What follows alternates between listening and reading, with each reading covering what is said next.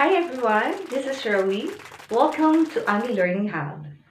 Today marks the launching of Andy Learning Channel. And for today's video, sa ating launching, ipapakita natin, i-address natin ang isa sa pinaka-importanting ganap sa buhay ng graduating students, walang iba kundi ang thesis. Okay, so additional disclaimer lang, this video and this channel has been created para makapagbigay ng additional knowledge, additional information, strategies na dapat nating gawin para mabuo natin ang isang research paper. So let's proceed in defining what is thesis. Thesis is a long document about an academic writing which pertains to a particular subject or field of specialization. Thesis is one of the important requisites in earning a degree. It should also be noted that a thesis paper is written in a formal tone. So it's very clear na kung gusto mong makagraduate, magkaroon ng bachelor's degree, master's degree, or even doctorate degree, thesis or dissertation is one of the requirements.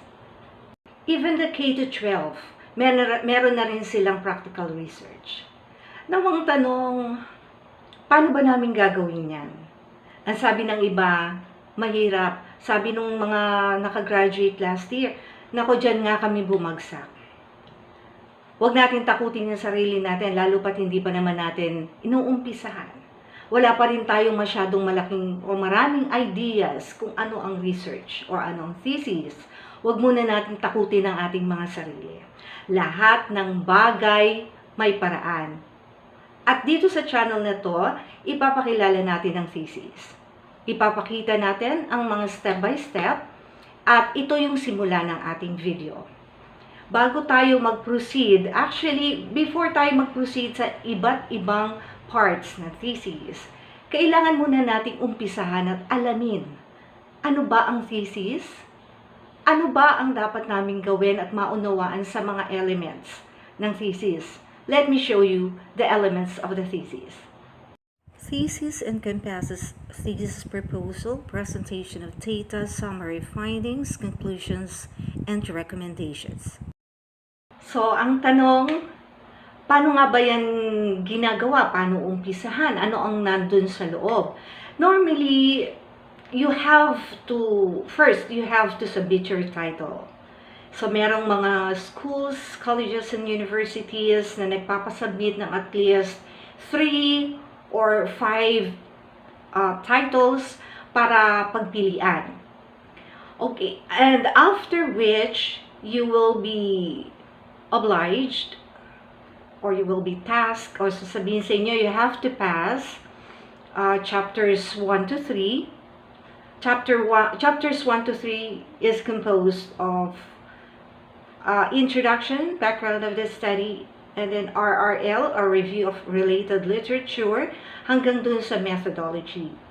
But there are universities and colleges, there are schools na yung review of related literature ay naka-incorporate na sa chapter 1, which means you will only be submitting chapters 1 and 2. So from introduction, background of the study, hanggang dun sa methodology. So pagkatapos niyan, pag na-approve na yung proposal nyo, you will be asked to do the survey, and then you will have your presentation of data, after which is the summary of findings and the conclusions and recommendations. However, in this channel, iisa-isahin natin yan from title hanggang dun sa recommendations. So for now, we are looking into the general concept of a research paper or a thesis. For your thesis proposal, your chapter 1 may include the problem and its background, introduction and background of the study, theoretical and conceptual frameworks, statement of the problem, hypothesis if you're doing your quantitative research, significance of the study, scope and limitations, and the definition of terms. On the other hand, Chapter 2 is a review of related literature and studies. And for the last part of your thesis proposal is your Chapter 3 or methodology, which includes the research design, locale of the study, participants of the study, research instrument, your data collection procedures, ethical considerations, and the data analysis procedures. Subsequent gathering of the needed data, you will now do your Chapter 4, which is the presentation, analysis, and interpretation of your assimilated data. And for the final chapter, you will now do your summary of findings, conclusions, and your recommendations. So there goes the general concept of a research paper or your thesis. From Chapter 1 to Chapter 3 hanggang sa methodology, from introduction to methodology. Again, depende yan sa eskwelahan. Bawat school, bawat university ay may kanya-kanyang proseso, may kanya-kanyang system sa pagpapagawa ng isang research paper. However, in general perspective, na i-present natin yung mula sa Chapter 1 hanggang Chapter 3 for your thesis proposal.